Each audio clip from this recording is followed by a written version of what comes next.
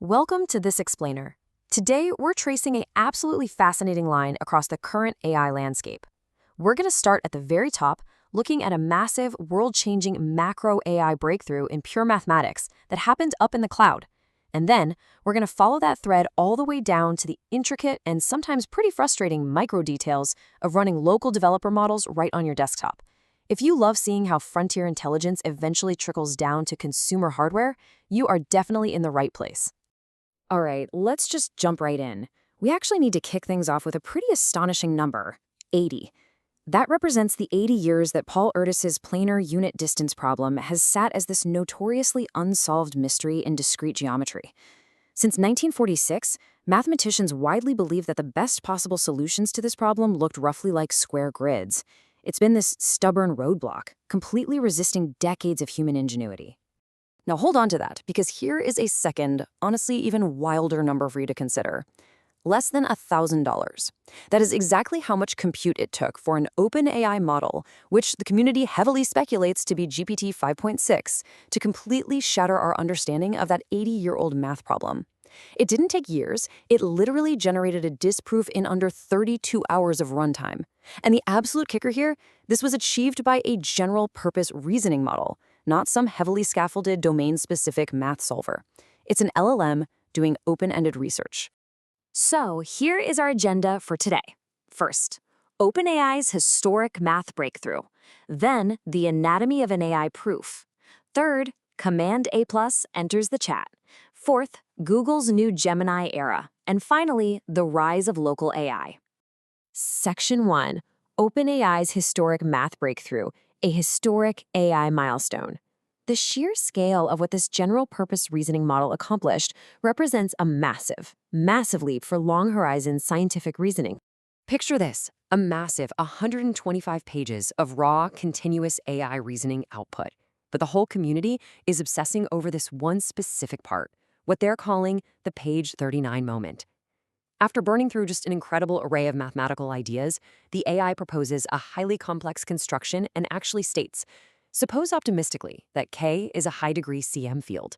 Then the construction is frightening. I mean, wow, it is a genuine eureka moment captured right there in text, where the AI recognizes the immense implications of its own original ingenious idea. And what makes this so breathtaking, really, is the highly unlikely confluence of criteria the AI successfully met. It combined superhuman levels of patience with this incredibly deep familiarity of class field theory. It realized it needed to generalize beyond those standard square grid solutions we talked about and instead explore infinite towers of number fields with appropriate parameters. It persevered down paths that human mathematicians had previously just dismissed as unworkable. Now, you might be wondering, does this actually hold up to real academic scrutiny? Well, absolutely. Prominent mathematicians are actively validating this disproof.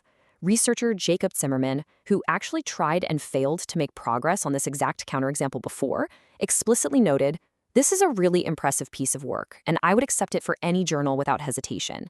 That's a qualitative leap, confirming this is a huge milestone for frontier reasoning. Moving on to Section 2, Command A+ enters the chat, Enterprise Open Weights. Let's shift from cutting-edge math in the cloud over to deploying enterprise-grade open weights with Cohere. For those of you wanting the exact specs, here they are. Command A+ drops with a highly permissive Apache 2.0 license. It's a 218 billion parameter mixture of experts model, but it operates with only 25 billion active parameters. It's multimodal, it supports 48 languages, and crucially, it's optimized to run on relatively modest enterprise setups. We're talking just 2 H100 GPUs at W4A for quantization, complete with day zero support from vLLM. But architecturally, this isn't just your standard model drop. Cohere made some very unconventional, really fascinating engineering choices here. They went with parallel transformer blocks and large shared expert usage. And notably, they opted for layer norm over the industry standard RMS norm. Add to that a relatively low 32-layer depth and atypical head and expert configurations. They aren't just scaling up standard templates. They're in there actively tweaking the underlying plumbing to optimize for this specific enterprise deployment profile. Next up, Section 3, Google's new Gemini era, Gemini 3.5 Flash and Omni.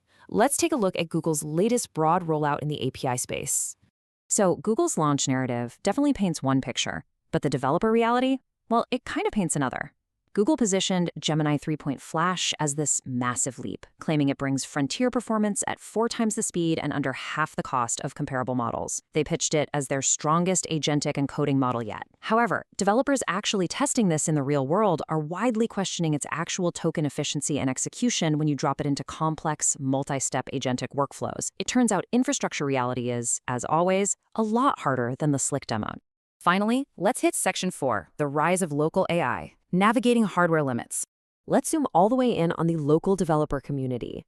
The immense excitement for running powerful new open source models is kind of crashing headfirst into brutal hardware limits and VRAM realities.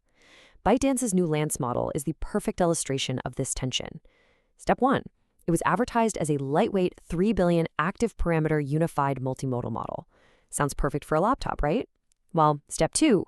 You go to download it, and the safe tensors actually weigh in at a massive 24.7 to 28.4 gigabytes. Step 3. Check the Hugging Face model card, and you get hit with the hardware reality. You need a 40 gigabyte VRAM GPU just to run the thing. Step 4 reveals why. Lance isn't just one dense 3B model. It's a composite system cramming together a tuned Wen 2.2 3B video model, a pixel space image model, and a Qwen 2.5 VL 3B backbone.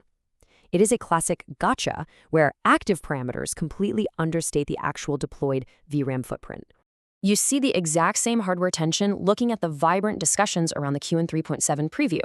While Qwen 3.7 Max is ranking an impressive number 5 on the arena, local developers are laser-focused on what they can actually run.